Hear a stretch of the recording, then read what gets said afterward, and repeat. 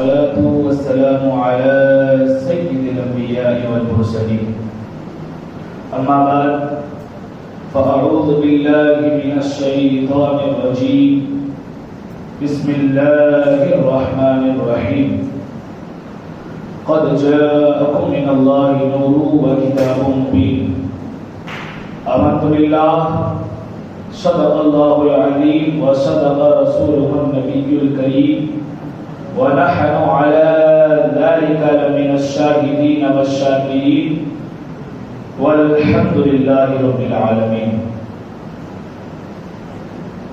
امام اہل سنت، کنزوِ کرامت، دریائے رحمت حضور سیدی سرکار اعلیٰ حضرت ارشاد فرماتے ہیں کہ صبح طیبہ میں ہوئی پڑتا ہے باڑا نور کا. صبح طیبہ میں ہوئی پڑتا ہے باڑا نور کا، صدقہ لینے نور کا آیا ہے تارا نور کا. صدقہ لینے نور کا آیا ہے تارا نور کا. اور ارشاد فرماتے ہیں کہ میں لڑا تو بادشاہ، میں لڑا تو بادشاہ، بھر دے پیالہ نور کا، نور دندو نا تیرا کے ڈال صدقہ نور کا. اور ارشاد فرماتے ہیں کہ تیری نسل پاک میں ہے بچہ بچہ نور کا، تیری نسل پاک میں ہے بچہ بچہ نور کا، اور تو ہے عین نور تیرا سب گھرانہ نور کا. تو ہے عین نور تیرا سب گھرانہ نور کا. اور کسی شاعر نے بھی کیا خوب کہا ہے کہ نثار تیری چہل پہل پر،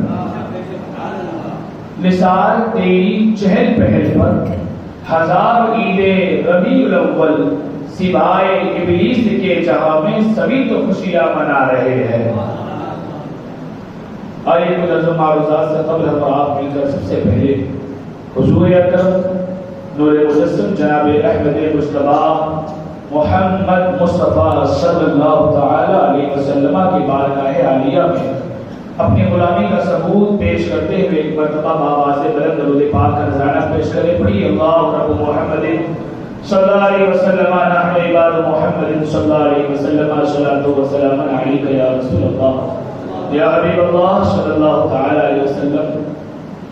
الحمدللہ ثم الحمدللہ. اللہ رب العزت نے ہمیں امت محمدی صلی اللہ تعالی علیہ وسلم میں پیدا کیا، اس کا شکر ہے. اور جیسا کہ ابھی کچھ وقت پہلے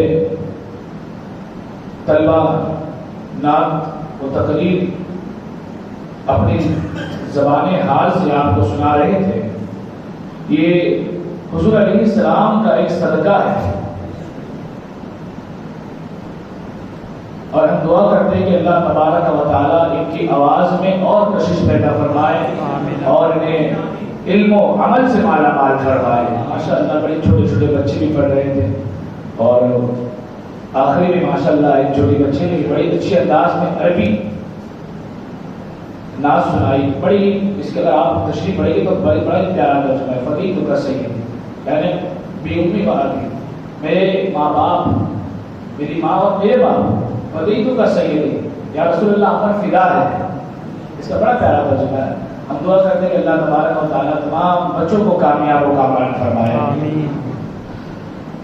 عزیزان محترم، اپنے موضوع سخن کی طرف بڑھنے سے پہلے چند باتیں آپ کی گوشِ گزار کرنا چاہتا ہوں، کیونکہ آج کی ہم نے اور آپ نے جو محفل سجائی ہے وہ محفل محتاج تعارف نہیں ہے.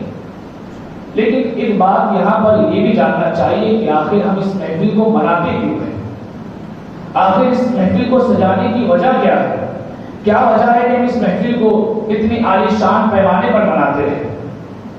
تو اسی کے متعلق کچھ باتیں آگے گوشِ گزار کروں گا، پھر اپنی موضوع سخن کی طرف بڑھوں گا.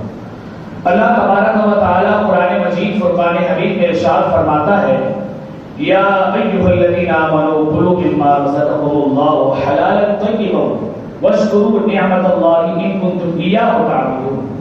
اللہ ایمان والوں سے مخاطب ہو کر فرماتا ہے کہ اے ایمان والو، کھاؤ اور اس سے جو رزق اللہ نے تمہیں دیا جو پاکیزہ اور حلال ہے، اور اس کی نعمت کا شکر ادا کرو اگر تم اس کی عبادت کرتے ہو۔ یہ بھی ایک اور مقام پر رب کائنات ارشاد فرماتا ہے قل بفضل اللہ وبرحمتہ فبذلک فلیفرحوا، یعنی اے محبوب آپ فرما دیجئے کہ اللہ کے فضل اور اس کی رحمت ہی پر لوگوں کو خوشیاں منانی چاہیے۔ ان قرآن مقدس کی آیتوں سے اگر آپ قرآن مجید کا مطالعہ کریں گے تو ایسی متعدد جگہوں پر اللہ نے اپنی عطا کردہ نعمتوں پر ہمیں شکر بجا لانے اور اس پر خوشیاں منانے کا ہمیں حکم دیا ہے۔ اب آئیے ذرا ہم غور کرتے کہ اللہ تبارک و تعالیٰ نے ہمیں کن کن نعمتوں سے ہمکنار کیا ہے، اللہ نے ہمیں کون کون سی نعمتیں عطا فرمائی ہے۔ آپ کو زیادہ سوچنے کی ضرورت نہیں ہے، پہلے آپ سب سے پہلے اپنی جسمانی تھی پر غور کریں، بتائے کہ جن آنکھوں سے ہم دنیا کے نظارے دیکھتے ہیں، دنیا کے حسین منظر دیکھتے ہیں، یہ آنکھیں رب کی نعمت نہیں تو اور کیا ہے۔ جن کانوں سے ہم دنیا کی دلنشین آوازوں کو سنتے ہیں، یہ کان رب کی نعمت نہیں تو اور کیا ہے۔ جن پیروں سے چل کر ہم منزل مقصود کی جانب جاتے ہیں، یہ پیر رب کی نعمت نہیں تو اور کیا ہے۔ جن ہاتھوں سے ہم بڑے بڑے کاموں کو انجام دیتے ہیں، یہ ہاتھ رب کی نعمت نہیں تو اور کیا ہے۔ مزید اللہ تبارک و تعالیٰ نے صحت و خوشحالی، حسن و شباب، قد و قامت، رنگ و روپ جیسی کئی انمول تحفوں سے ہمیں نوازا ہے۔ بتائیے رب کی نعمت نہیں تو اور کیا ہے، اور اس پر اللہ کا شکر ادا کرنا لازم ہے۔ اللہ کا شکر ادا لانا ہم پر لازم ہے، اس پر خوشیاں منانا ہم پر واجب ہے۔ اب ذرا سوچو کہ جب ان عام نعمتوں پر اللہ کا شکر ادا کرنا اور اس پر خوشیاں منانا لازم ہے، تو جس کے صدقے میں ہمیں یہ تمام نعمتیں ملی، جس کے صدقے میں چاند کو چاندنی ملی، جس کے صدقے میں پھولوں کو مہک ملی، جس کے صدقے میں پہاڑوں کو بلندی ملی، جس کے صدقے میں دریاؤں کو طغیانی ملی، ارے بلکہ یوں کہو کہ جس نے اولاد آدم کا بگڑا ہوا مقدر سوار دیا، جس نے بھٹکے ہوئے لوگوں کو راہ راست دکھایا، جس نے روتے ہوئے کو ہنسایا، جس نے ہمیں جینے کا طریقہ سکھایا، جس نے ہمیں ایک خدا پرست بنا کر آیا، جس نے ساری کائنات کو منور و مجلا کر دیا۔ ارے سنو سنو، جو صرف کسی خاندان قبیلے ملکی کے لیے نہیں بلکہ ساری کائنات کے لیے رحمت بن کر آیا، کیا ایسے عظیم الشان رسول کا ہمارے اور آپ کے درمیان تشریف لانا اللہ کی سب سے بڑی نعمت نہیں تو اور کیا ہے، اللہ کا سب سے بڑا فضل نہیں تو اور کیا ہے۔ اور جب سوچو کہ جب ان عام نعمتوں پر اللہ کا شکر ادا کرنا لازم ہے، تو ایسے رسول کی آمد پر ہم خوشیاں نہ منائیں، ایسے رسول کی آمد پر ہم اپنے گھروں کو نہ سجائیں، ایسے رسول کی آمد پر ہم محفلیں نہ منائیں، بھلا یہ کیسے ہو سکتا ہے؟ ارے ہم تو کل بھی وہی کہتے تھے، آج بھی یہی کہتے ہیں، اور انشاءاللہ قیامت تک ہماری آنے والی نسلیں بھی وہی کہیں گی جو بریلی کے مرد کلندر نے کہا تھا کہ خاک ہو جائے عدو چل کر مگر ہم تو رضا، دم میں جب تک دم ہے ذکر ان کا سناتے جائے، دم میں جب تک دم ہے ذکر ان کا سناتے جائے۔ ہم اور آپ بڑے خوش نصیب ہیں، میں آپ کو مبارکباد دیتا ہوں کہ آپ نے اس پاکیزہ محفل کا انعقاد اپنے محلے میں کیا۔ یہ محفل کوئی دنیاوی محفل نہیں ہے، یہ محفل محبوب پروردگار کی محفل ہے۔ دنیاوی محفل جس جگہ منائی جاتی ہے وہ جگہ برباد ہو جاتی ہے، لیکن رسول کائنات کی محفل جس جگہ منائی جاتی ہے وہ جگہ آباد ہو جاتی ہے۔ دنیاوی محفل میں کتنا فساد ہوتا ہے، مگر رسول کائنات کی محفل میں رحمت الہی کا نزول ہوتا ہے۔ علماء فرماتے ہیں کہ جس جگہ محفل میلاد کا انعقاد ہوتا ہے، محفل میلاد منائی جاتی ہے، اللہ وہاں سے بیماری اور پریشانیوں کو دور فرما دیتا ہے۔ اور جو محفل میلاد مناتا ہے، محفل میلاد کو سجاتا ہے، چاہے وہ مالی حیثیت سے سجائے یا محنت و مشقت کے ذریعے یا پھر اس میں شرکت کے ذریعے، اگر کوئی محفل میلاد کو سجاتا ہے تو اس کے لیے کیا انعام ہے۔ حضرت ابن جوزی فرماتے ہیں کہ من خواصه انه امان فی ذلک العام وبشرى عاجلة بنیل البقیة والمرام، یعنی محفل میلاد کی بے شمار خصوصیات ہے، ان میں سے ایک خصوصیت یہ بھی ہے کہ جو حضور کی محفل میلاد مناتا ہے وہ سارا سال اللہ کی نگہبانی میں رہتا ہے، اللہ کی نگہبانی میں رہتا ہے، اور یہ اس کے مقصد کے پورے ہونے کی نشانی ہے۔ اب ذرا غور کریں، میں آپ کو اس کی مثال دیتا ہوں اللہ کی نگہبانی میں رہنے کا مطلب کیا ہے، اللہ کے ذمہ کرم میں رہنے کا مطلب کیا ہے. میں آپ کو مثال دوں، اگر آپ کے محلے میں کوئی ایسا آدمی ہو جس کا تعلق کسی منسٹر سے ہو، جس کا تعلق کسی بڑے عہدیدار سے ہو، کسی پولیس آفیسر سے ہو، تو میں دعوے سے کہتا ہوں کہ آپ کے محلے کا کوئی شخص اس کو تکلیف پہنچانے کی ضرورت نہیں کرے گا. ایسا ہی ہے نا، آپ کے محلے کا کوئی شخص اس کو تکلیف پہنچانے کی ضرورت نہیں کرے گا. اس سے مارنے تو کیا، اس کے بارے میں برا بھلا کہنے کی تک نہیں سوچے گا. جب پوچھا جائے کہ میاں ان کے بارے میں کیوں برا بھلا نہیں کہتے ہو، انہیں کیوں نہیں ستاتے ہو، اس آدمی پر کیوں ظلم نہیں کرتے ہو، تو بتانے والا یہ بتائے گا کہ جانتے نہیں ہو کہ یہ کس کی نگہبانی میں ہے. میں نے کہا کس کی نگہبانی میں؟ کہے گا یہ کہ بڑے عہدیدار کی نگہبانی میں ہے، یہ تو ایک منسٹر کی نگہبانی میں ہے، یہ تو ایک بڑے پولیس آفیسر کی نگہبانی میں ہے، یہ تو اس کا دوست ہے، اس کے ذمہ دار میں ہے، اس کی نگہبانی میں ہے، بھلا اسے کون تکلیف دے سکتا ہے. تو ثابت ہوا کہ جب دنیا دار کی نگہبانی میں رہنے والے کی طاقت و قوت کا یہ عالم ہے تو پروردگار کی نگہبانی میں رہنے والے کی طاقت و قوت کا عالم کیا ہوگا. جو پروردگار کی نگہبانی میں رہے اس کی طاقت و قوت کا عالم کون اندازہ لگا پائے گا، اس کی طاقت و قوت کا کون اندازہ لگا پائے گا. اور یہ اعزاز بندے کو اسی وقت ملتا ہے جب بندہ صدق دل سے حضور کا میلاد مناتا ہے. یہ اعزاز بندے کو اسی وقت ملتا ہے جب بندہ خلوص و للہیت کے ساتھ حضور علیہ السلام کا میلاد مناتا ہے. اور آپ بڑے خوش نصیب ہیں کہ اللہ نے ہمیں آپ کو یہ اعزاز عطا فرمایا.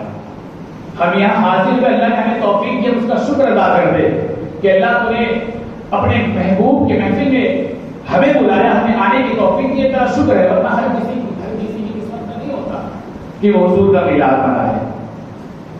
ہر کسی کی قسمت میں یہ نہیں ہوتا، ہر کسی کو یہ نعمت نہیں ملتی. بلکہ اللہ حدیث پاک میں بلکہ علماء فرماتے ہیں کہ محبت رسول یہ اللہ صرف اپنے خاص بندوں کو عطا کرتا ہے. تو ہم بڑے خوش نصیب ہے کہ ہم حضور کی محبت کے محفلوں کو سجاتے ہیں. خیر، خطبہ مسلمہ کے بعد میں نے جس آیت کریمہ کی تلاوت کا شرف حاصل کیا، اللہ تبارک و تعالی ارشاد فرماتا ہے قد جاءکم من اللہ نور و کتاب مبین، یعنی تحقیق سے آیا تمہارے پاس ایک نور اور روشن کتاب. اسی آیت کے تحت علامہ جلال الدین سیوطی رحمۃ اللہ علیہ فرماتے ہیں قد جاءکم من اللہ نور هو نور النبی صلی اللہ تعالی علیہ وسلم، یعنی تحقیق سے آیا تمہارے پاس ایک نور اور وہ نور حضور صلی اللہ تعالی علیہ وسلم ہے. کون ہے؟ حضور صلی اللہ تعالی علیہ وسلم. اور میرے آقا بھی فرماتے ہیں کہ اول ما خلق اللہ نوری انا من نور اللہ وکل الخلائق من نوری، یعنی اللہ تبارک و تعالی نے سب سے پہلے میرے نور کو اپنے نور سے بنایا، پھر میرے نور سے ساری کائنات کو بنایا. حدیث پاک کی روشنی میں پتہ چلتا ہے کہ اللہ تبارک و تعالی نے جس چیز کی تخلیق سب سے پہلے فرمائی وہ حضور صلی اللہ تعالی علیہ وسلم کی ذات ہے. جس چیز کو اللہ تبارک و تعالی نے سب سے پہلے بنایا وہ نور مصطفیٰ ہے. اور اس نور کی چمک اور دھمک کا یہ عالم تھا کہ وہ نور جہاں جہاں سے گزرا ہر شے کو منور و مجلہ کرتا ہوا گیا، ہر شے کو چمکاتا ہوا گیا. تاریخ گواہ ہے کہ حضرت آدم کی پیشانی میرے نبی کے نور سے چمکی، حضرت ابراہیم کی خلت میرے نبی کے نور سے چمکی، حضرت موسیٰ کا کلام میرے نبی کے نور سے چمکا، حضرت یوسف کا حسن و جمال میرے نبی کے نور سے چمکا، حضرت عیسیٰ کی روحانیت میرے نبی کے نور سے چمکی، حضرت سلیمان کی حکومت میرے نبی کے نور سے چمکی، نبیوں کی نبوت میرے نبی کے نور سے چمکی، ولیوں کی ولایت میرے نبی کے نور سے چمکی، آفتاب کی قطبیت میرے نبی کے نور سے چمکی. حتیٰ کہ کائنات کا ذرہ ذرہ نور مصطفیٰ کی بدولت ہی چمک رہا ہے اور قیامت تک چمکتا رہے گا. جب میرے امام نے یہ منظر دیکھا تو امام پکارتے ہیں کہ یا رسول اللہ چمک تجھ سے پاتے ہیں سب پانے والے، میرا دل بھی چمکا دے چمکانے والے، میرا دل بھی چمکا دے چمکانے والے. اللہ نے جب حضرت آدم کا خمیر پتلا تیار کیا تو نور مصطفیٰ کو حضرت آدم کی پیشانی میں رکھا. اور آپ جو سنتے آئے ہیں کہ تمام فرشتوں نے حضرت آدم کو سجدہ کیا، ابلیس نے سجدہ نہیں کیا. تو فرشتوں نے سجدہ کیا کیوں تھا؟ وہ سجدہ حضرت آدم کی وجہ سے وہ نہیں کیا، بلکہ وہ سجدہ جو نور حضرت آدم کی پیشانی میں چمک رہا تھا اسی نور کی بدولت تمام فرشتوں نے حضرت آدم کو سجدہ کیا، کیونکہ وہ نور ہی بڑا بے مثال و عظیم الشان تھا۔ حضرت آدم کے بعد وہ نور منتقل ہوتا ہوا حضرت ابراہیم علیہ السلام کی پشت پہ ٹھہرا۔ حضرت ابراہیم سے وہ نور منتقل ہو کر حضرت اسماعیل تک پہنچا۔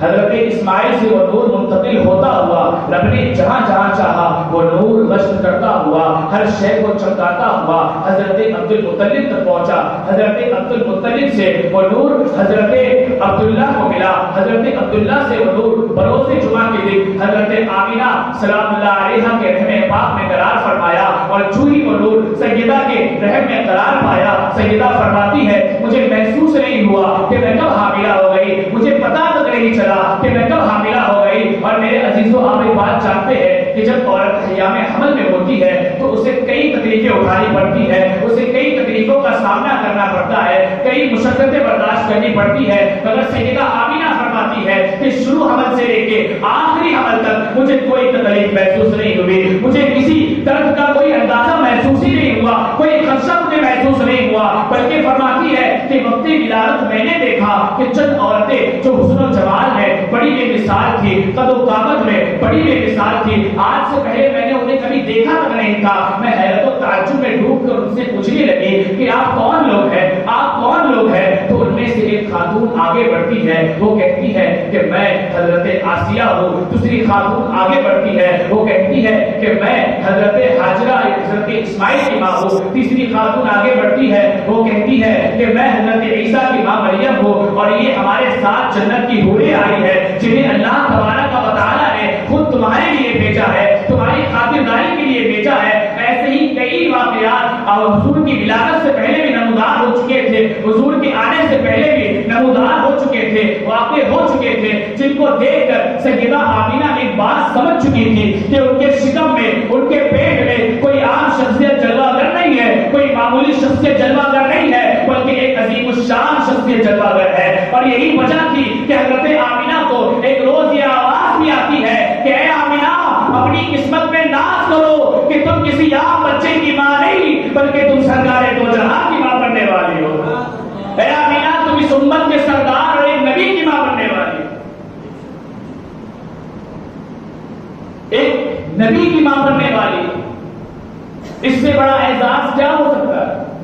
کوئی دنیاوی عہدیدار کی ماں ہو تو اپنے پر بڑا فخر کرتی ہے، کوئی کسی عالم کی ماں ہو وہ اپنے پر فخر کرے گی، کوئی انجینئر کی ماں ہو وہ اپنے اوپر فخر کرے گی، لیکن جو ایک نبی کی ماں ہو، اور صرف ایک نبی نہیں بلکہ تمام نبیوں کے سردار کی ماں ہو، وہ اپنی قسمت میں کتنا ناز کرے، وہ اپنی قسمت میں کتنا ناز کرے، وہ اپنے پر کتنا فخر کرے۔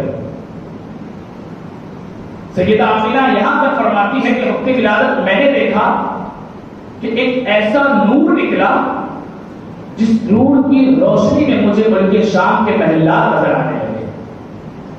میں مکی میں لیٹے لیٹے ملک شام کے محلات کو دیکھ رہی تھی۔ ملک شام کے محلات میری نظر کے سامنے تھے، اور جو ہی حضور صلی اللہ تعالی علیہ وسلم اپنے ماں کے پیٹ سے باہر آ رہے تھے فضائیں معطر ہو چکی تھی۔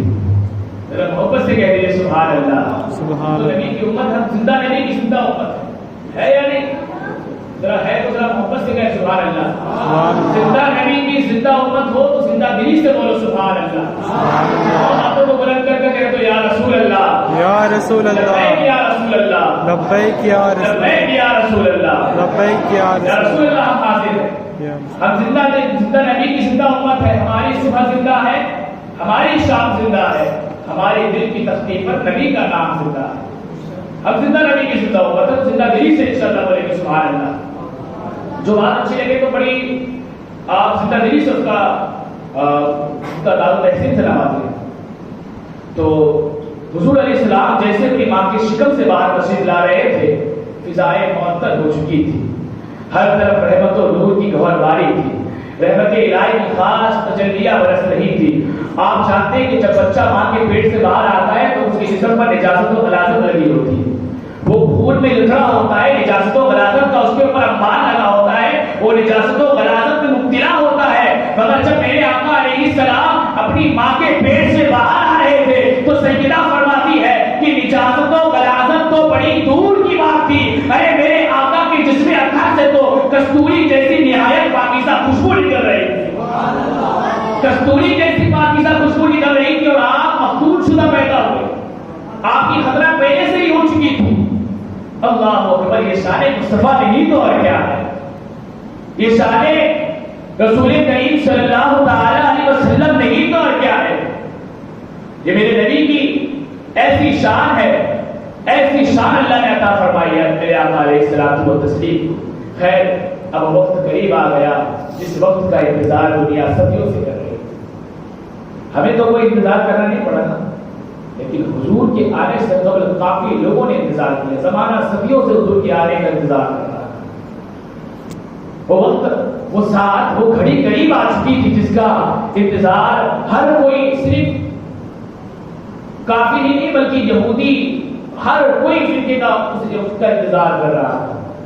وہ وقت، وہ گھڑی قریب آ چکی تھی، اس نبی کے آمد کا وقت قریب آ گیا تھا جس نبی کی آمد کی بشارت حضرت عیسیٰ علیہ السلام نے اپنے قوم کو دی تھی، جس کو قرآن بیان فرماتا ہے وَإِذْ قَالَ اللَّهُ يَا عِيسَى ابْنَ مَرْيَمَ إِنِّي رَسُولُ اللَّهِ إِلَيْكُمْ مُصَدِّقًا لِمَا بَيْنَ يَدَيَّ مِنَ التَّوْرَاةِ وَمُبَشِّرًا بِرَسُولٍ يَأْتِي مِن بَعْدِي اسْمُهُ أَحْمَدُ، یعنی اے میرے قوم کے لوگوں، میں تمہاری جانب اللہ کا رسول بن کر آیا ہوں اور اپنے سے پہلی کتاب تورات کی تصدیق کرتا ہوں، اور سنو تمہیں ایک خوشخبری بھی دیتا ہوں، تمہیں ایک خوشخبری بھی دیتا ہوں، ایک گڈ نیوز ہے تمہارے لیے، اور وہ یہ ہے کہ میرے بعد بھی ایک رسول آنے والے ہیں، میرے بعد بھی ایک رسول آنے والے جن کا نام احمد ہوگا۔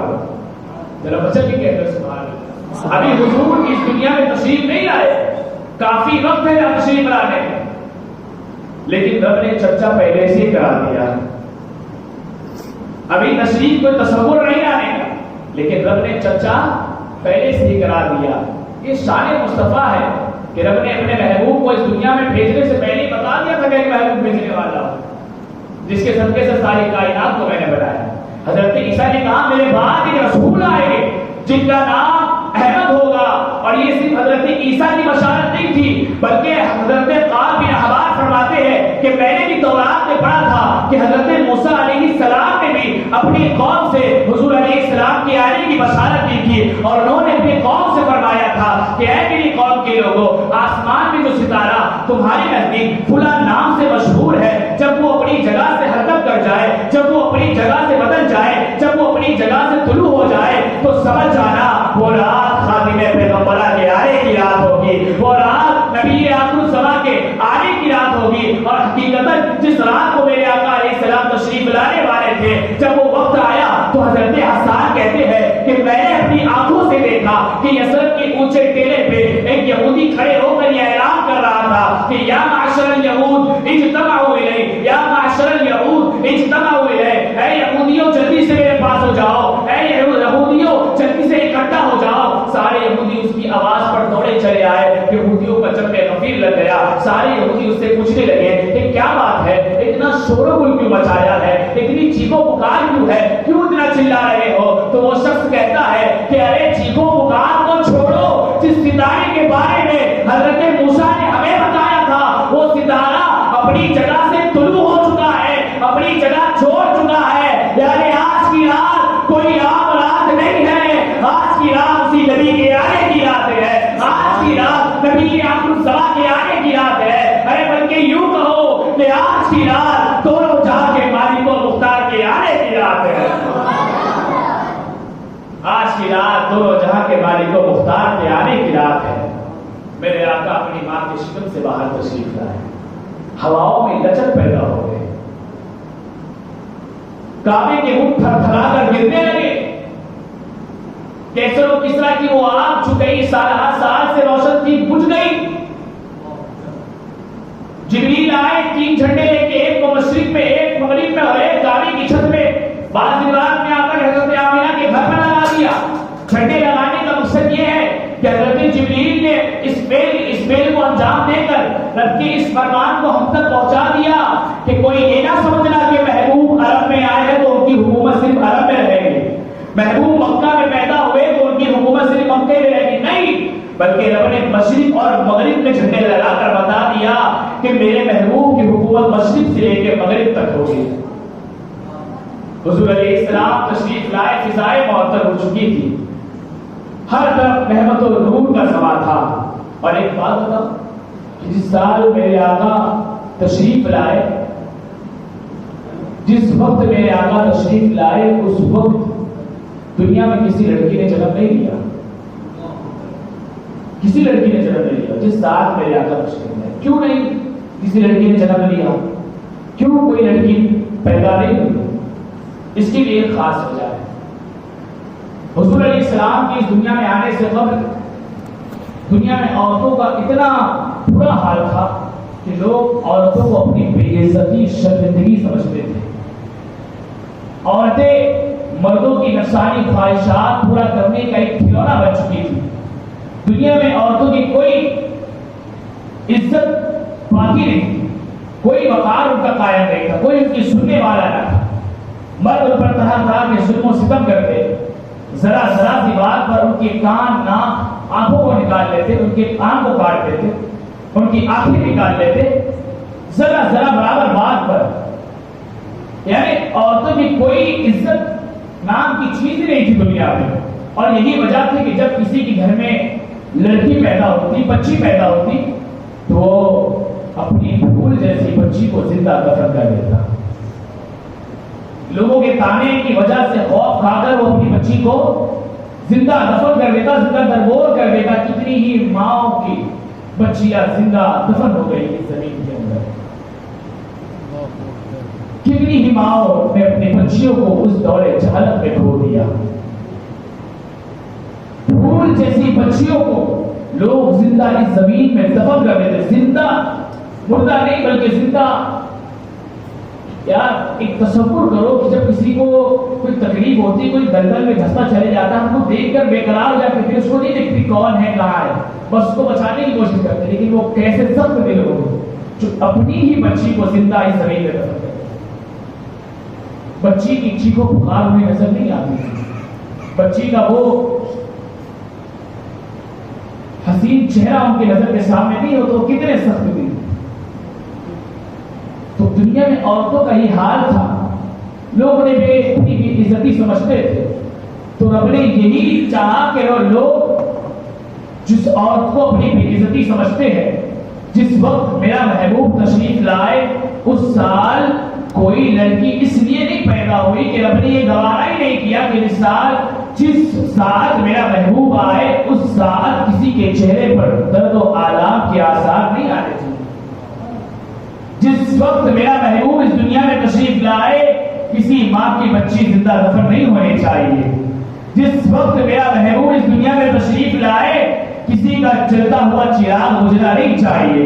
جس وقت میرا محبوب اس دنیا میں تشریف لائے ہر کوئی خوشی میں مست ہو جائے، ہر کوئی جھوم جائے، ہر کوئی مچل جائے، فضائیں معطر ہو جائے. گویا کہ مکے کا ہر فرد کہہ رہا تھا کہ کون شہر مکہ میں صبح صبح آیا ہے جس کے نور سے عالم سارا جگمگایا.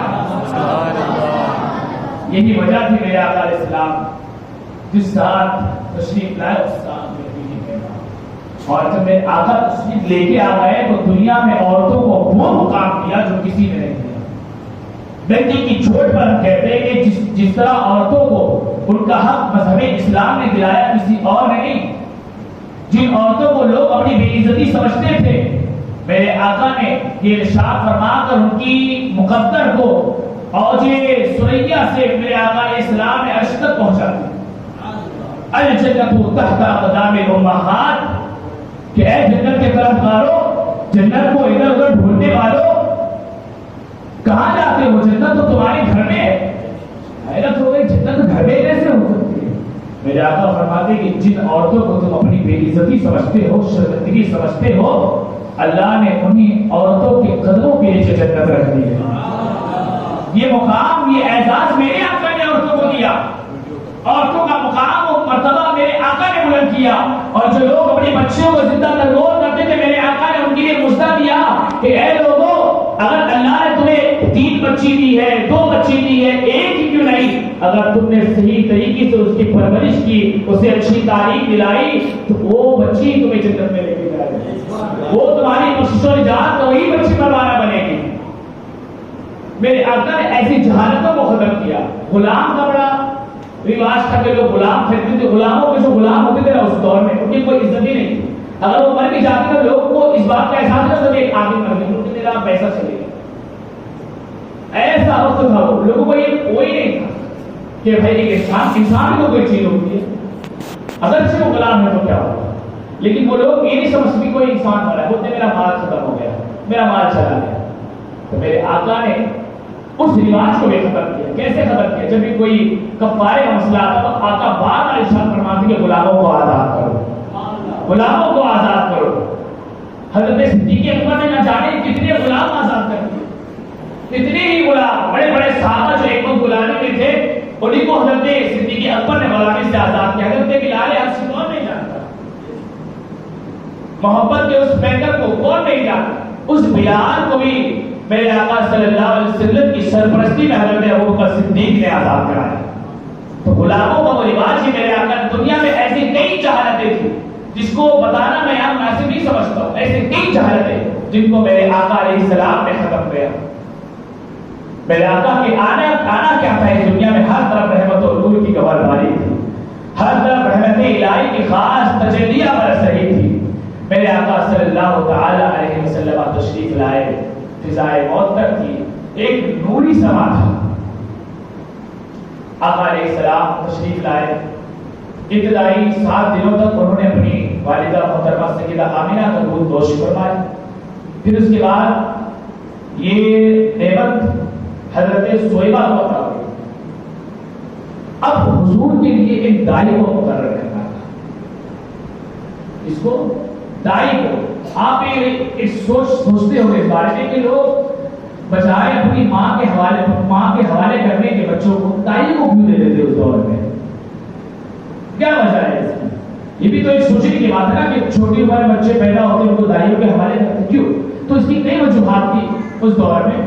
ایک وجہ یہ بھی تھی کہ لوگ بچپن ہی سے اپنے بچوں کو ماں کی نرم گود نہیں دیتے تھے تاکہ ان کا بچہ بچپن ہی سے نازک نہ ہو، اس لیے وہ طرح طرح کی قبیلے میں اپنے بچوں کو عورتوں کے حوالے کرتے تھے دائیوں کے، تاکہ بچہ بچپن ہی سے کھردری زمین پتھریلی زمین پر زندگی گزار کر تر و تازہ اور بڑا کٹھن ہو جائے، طاقتور بنے، اور دیگر قبائل میں جب وہ جائے تو وہاں کی فساد و بلاغت سے وہ آراستہ ہو جائے۔ یہی وجہ تھی کہ لوگ اپنے بچوں کو دائیوں کے حوالے کرتے تھے، کچھ وقت کچھ مہینہ کا، کچھ وقت کا، کچھ سال کا معاہدہ ہوتا تھا کہ اتنے سال آپ کو بچی سنبھالنا ہے، اتنا سال مکمل ہوگا آپ بچوں کو لا کر حوالہ کر دیں، ہم آپ کو حوالے کر دیں، ہم آپ کو اس کی بدلے قیمت دے دیں، کچھ بے مان قیمت دی جاتی تھی اس دور میں۔ اب حضور کے لیے بھی ایک دائی کو مقرر کرنا تھا، اور یہ کوئی عام معاملہ نہیں تھا کہ جب محبوب پاک ہو تو خدمت کرنے والے بھی پاکیزہ چاہیے، محبوب طاہر ہو تو خدمت کرنے والی بھی طاہرہ ہی ہونا چاہیے۔ اور یہ نعمت اللہ تبارک و تعالیٰ نے حضرت دائی حلیمہ رضی اللہ تعالی عنہا کو عطا فرمایا، اللہ نے آپ کو یہ منصب عطا فرمایا، چونکہ عرب کے رسول کے مطابق حضرت دائی حلیمہ فرماتی ہے کہ وہ قبیلہ بنی سعد بن بکر کی چند عورتیں جو مکے بچے لینے کی غرض سے آئی تھی، ان میں حضرت دائی حلیمہ بھی تھی جو اپنے شوہر اپنے بیٹے کے ساتھ آئی تھی مکہ بچہ لینے کی غرض سے، بچے کو لینے کی غرض سے۔ آپ فرماتی کہ میری اونٹنی بڑی کمزور اور نحیف تھی، بڑی کمزور تھی، اور اسی کی وجہ سے میرے قبیلے کی جو عورتیں تھیں وہ مجھ سے پہلے مکے پہنچ گئی، اور مجھ سے پہلے انہوں نے بچوں کو لینا بھی شروع کر دیا، اور وہ تمام عورتیں ایک کے بعد دیگر حضور کے گھر میں جاتی، دیکھتی کہ معاذ اللہ حضور یتیم ہے، ان کا تصور دیکھیے کہ حضور یتیم، کیونکہ حضور علیہ السلام کے اس دنیا میں آنے سے پہلے ان کے والد کا انتقال ہو چکا تھا، آپ کے والد کا سایہ آپ کے سر سے اٹھ چکا تھا۔ جب وہ عورتیں ایک کے بعد دیگر آتی دیکھتی کہ تو بچہ یتیم ہے، اس سے ہمیں کیا ملے گا، اس سے ہمیں کیا ملنے والا ہے، اگر ہم کسی مالدار کے بچے کی خدمت کریں گے تو ہمیں بدلے میں اشرفیہ ہیرے جواہرات ملیں گے، اس بچے سے کیا ملے گا، یہ سوچ کر وہ کم نصیب بدنصیب عورتیں وہاں سے چلے جاتی ہیں، حضور کو نہیں لیتے۔ لیکن میں کہتا ہوں کہ ان کی بساط ہی نہیں تھی، یوں کہو کہ اللہ نے ان کے مقدر میں یہ نعمت انہیں عطا ہی نہیں کی تھی کہ وہ حضور بولے تھے، ان کی کیا مجال کہ وہ حضور بولے تھی، بلکہ حضور نے ان کی خدمت کو پسند ہی نہیں کرتا۔ اب حضرت حلیمہ فرماتی کہ میری اونٹنی کمزوری کے باعث لڑکھاتے چلتے ہوئے آخرکار مکہ پہنچی، اور جب میں مکہ آئی تو پورے مکے میں حضور کے علاوہ کوئی بچہ موجود نہیں تھا۔ اب میں نے ٹھان لی کہ اب میں آئی ہوں تو خالی ہو واپس نہیں جاؤں گی، چلو میں اس بچے کو لے کے آتی ہوں جس کو لینے سے ساری عورتوں نے انکار کیا۔ حضرت دائی حلیمہ پہنچ گئی حضرت عبدالمطلب کی کاشانے پر اور ان سے کہنے لگی کہ میں نے سنا ہے کہ آپ کے گھر میں ایک بچہ ہے اور آپ اسے خدمت کے لیے دینا چاہتے ہیں، میں اس کی خدمت کروں گی، میں اس کی خدمت کے ساتھ کو اختیار کروں گی، آپ مجھے بچہ دے دیجیے۔ حضرت عبدالمطلب بڑے خوش ہو گئے اور کہا ٹھیک ہے میں راضی ہوں اس بات پر۔ حضرت دائی حلیمہ دیکھیے بڑی ہی پیاری بات یہاں سے عرض کروں گا، انشاءاللہ میرا یقین ہے کہ عاشقان مصطفیٰ پھر خاموش نہیں بیٹھے گے۔ حضرت دائی حلیمہ فرماتی ہے کہ میں حضرت عبدالمطلب سے کہنے لگی کہ ذرا مجھے اس بچے کو تو دکھا دیجیے، ذرا اس بچے کا دیدار تو کرا دیں کہ آخر وہ بچہ کون ہے۔ حضرت دائی حلیمہ رضی اللہ تعالیٰ عنہ فرماتی کہ میں حضرت عبدالمطلب کے ساتھ اس کمرے میں گئی جہاں حضور آرام فرماتے سو رہے، اور یاد رکھے کہ نبی کبھی سوتا نہیں ہے، بظاہر اس کی آنکھیں بند ہوتی ہے لیکن اس کا دل جاگ رہا ہوتا ہے، اس کا دل جاگ رہا ہوتا ہے۔ تو کہتی کہ میں وہاں گئی جہاں حضور آرام فرماتے، میں نے دور سے دیکھا کہ حضور ایک سفید اونی کپڑے میں ملبوس تھے، آپ لپٹے ہوئے تھے، اور آپ کے جسم ادھر کے نیچے ایک سبز رنگ کی ہری رنگ کی ایک شال ایک چادر جس پر آپ لیٹے ہوئے تھے۔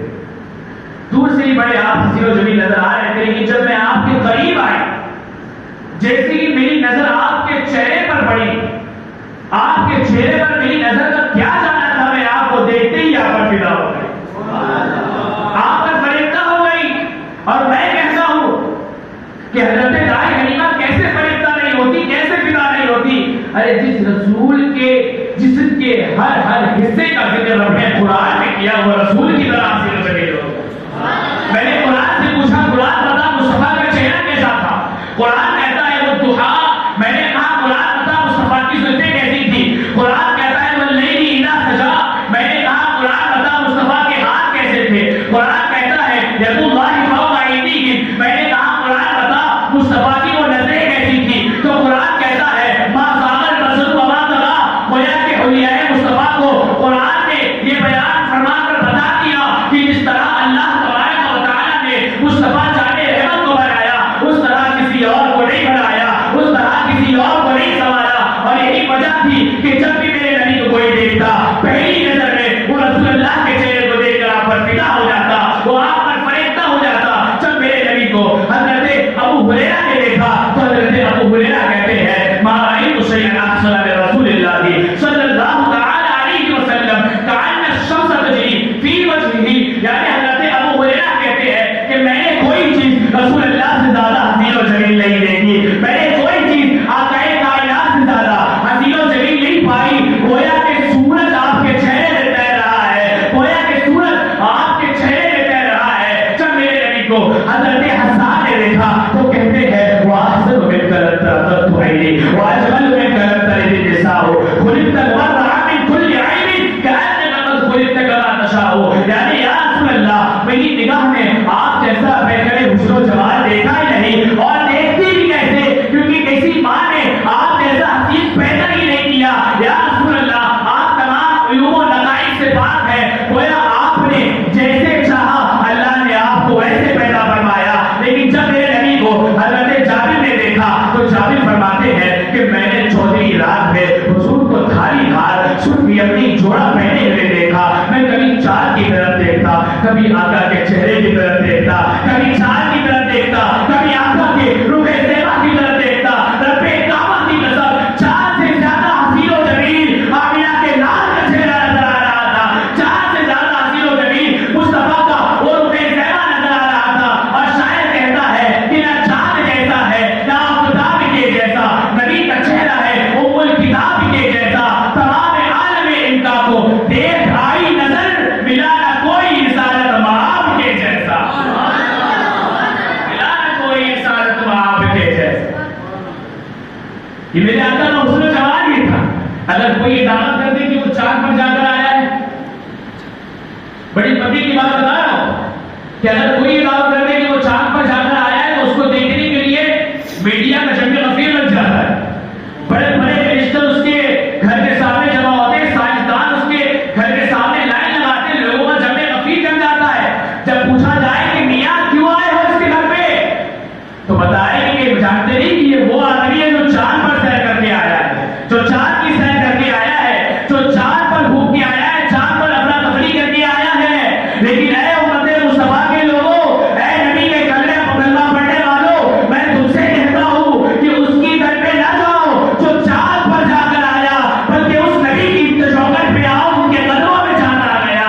اس نبی کی چوکٹ پہ آؤ جن کی اشاروں پر چاند اپنی جگہ بدل جائے. ایسے ہی نہیں کہتا, بلکہ حضرت عباس کہتے ہیں کہ میں نے اپنی نگاہوں سے دیکھا کہ جب حضور گھوڑے میں سوئے ہوئے تھے تو آپ چاند سے باتیں کرتے تھے, آپ چاند سے باتیں کرتے تھے, اور میں نے ملاحظہ کیا کہ آپ جس طرف اشارہ کرتے چاند اس طرف چلا جاتا, آپ کی انگلی کا اشارہ بائیں طرف ہوتا چاند بائیں طرف چلا جاتا, آپ کی انگلی کا اشارہ دائیں طرف ہوتا چاند دائیں طرف چلا جاتا. گویا کہ چاند بھی میرے آقا کے ہاتھوں کا کھلونا تھا, چاند بھی مصطفیٰ کے ہاتھوں کا کھلونا تھا. رب نے چاند کو مصطفیٰ کے ہاتھوں کا کھلونا بنا کر یہ بتا دیا کہ جب محبوب نوری ہے تو کھلونا بھی نور کا ہونا چاہیے, محبوب نوری ہے تو کھلونا بھی نور کا ہونا چاہیے. اسی لیے تو میرے امام نے کہا کہ چاند جھک جاتا جدھر انگلی اٹھاتے بہن میں, کیا ہی چلتا تھا اشاروں پر کھلونا نور کا, کیا ہی چلتا تھا اشاروں پر کھلونا نور. میرے آقا کا وہ چہرہ ہی ایسا کہ دیکھتے ہی فدا ہو جاتا. ہمیں اور آپ کو پسینہ آتا ہے تو ہمارے پسینے سے بدبو آتی ہے, یہی ہے نا. ہمیں اور آپ کو پسینہ آئے تو ہمارے پسینے سے بدبو آئے, لیکن جب مدینے کے مصطفیٰ کو پسینہ آئے تو اس پسینے میں خوشبو آئے, اس پسینے میں خوشبو آئے, اور ایسی خوشبو آئے کہ حضرت انس بن مالک کہتے ہیں کہ میں نے بڑے بڑے مہنگے مہنگے عطر سنگے, مشک بڑا مہنگا عطر ہوتا تھا اس دور سے لے کر. خطن ایک ترکستان کا شہر ہے, وہاں کا مشک بڑا مشہور و معروف, بڑا خوشبودار ہوتا تھا, بڑا خوشبودار. پوری دنیا میں اس خطن کے مشک کی بڑی واہوائی تھی. حضرت انس بن مالک کہتے ہیں کہ میں نے بڑے بڑے مہنگے مہنگے عطر کو سونگا, میں نے مشک و عنبر کو سونگا, مگر کوئی عطر مصطفیٰ کے پسینے کے برابر نہیں کر پایا. کوئی عطر مصطفیٰ کے پسینے سے زیادہ مہردار نہیں ہوتا. اور جب میرے صحابہ آقا علیہ السلام کو ان کو ڈھونڈنا ہوتا تو وہ قدموں کے نشان سے نہیں ڈھونڈتے, بلکہ میرے آقا جس گلی سے گزر جاتے وہ گلی معطر ہو جاتی, وہ گلی خوشبو سے مہک جاتی, اور صحابہ اس خوشبو کو محسوس کر کے یہ سمجھ جاتے کہ ابھی آقا اس گلی سے گزرے ہیں, ابھی آقا اس گلی سے گزرے ہیں, ابھی آقا اس گلی سے گزرے ہیں. اسی کے ترجمہ شاعر کرتا ہے کہ مجلے ڈھونڈتے کعبے کا کعبہ ڈھونڈ لیتے ہیں, میرے آقا کو خوشبو سے صحابہ ڈھونڈ لیتے ہیں, میرے آقا کو خوشبو سے صحابہ ڈھونڈ لیتے ہیں.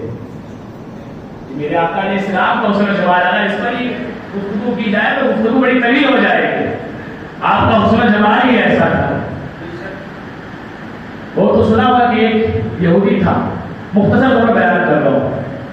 یہودی ایک بچہ تھا, جب اس نے آقا کے ایک مرتبہ چہرے کو دیکھ لیا وہ بھی آقا پر فدا ہو گیا. یہودی ہے, آقا پر فدا ہو گیا, اور دل میں مدینے والے کی محبت اس کے دل میں صلاحیت کر گئی, حضور کی محبت اس کے دل میں بس گئی. ہر وقت کوششیں کرتا تھا کہ حضور کو کیسے دیکھوں, کبھی مسجد نبوی کی سیر سے چھپ چھپ کر دیکھتا, تو کبھی آقا مجمع میں ہوتے تو چھپ کر دیکھتا, ہر جگہ سے میرے آقا کو چھپ چھپ کر دیکھنے کی کوشش کرتا. یہودی تھا, اگر ان کو پتا لگتا کہ یہ مسلمانوں کے امیر کو دیکھنا چاہتا, ان سے محبت کر بیٹھا ہے تو بڑا معاملہ ہو جاتا. تو اس کے دل میں حضور کی اتنا محبت صلاحیت کر گئی. اب وقت ایسا آیا کہ کچھ مدت تک حضور اسے نظر نہیں آیا, حضور کو دیکھ نہیں پایا کسی بنا پر. حضور کو دیکھنا کیا نہیں تھا تو اس کی طبیعت خراب ہو گئی, طبیعت علیل ہو گئی, بیمار ہو گئے. اتنے بیمار کہ یوں لگ رہا تھا کہ ابھی زندگی کا آخری وقت ہے. بستر پکڑ لیا. باپ آیا, کہاں بیٹھے, تجھے تو میرا سہارا بننا تھا بڑھاپے کا، لیکن آج یہ کیا دیکھ رہا ہوں کہ تو اس دنیا سے رخصت ہونے کے موڑ پہ آ گیا ہے۔ اے بیٹے، تیری کوئی خواہش ہو تو بتا، میں اسے پورا کروں گا۔ بیٹا تیری خواہش کچھ ہو تو بتا، میں اسے پورا کروں گا، جی جان کی کوشش لگا۔ بیٹا کہتا ہے کہ بابا اگر میں کہوں گا تو اسے پکا پورا کرو گے؟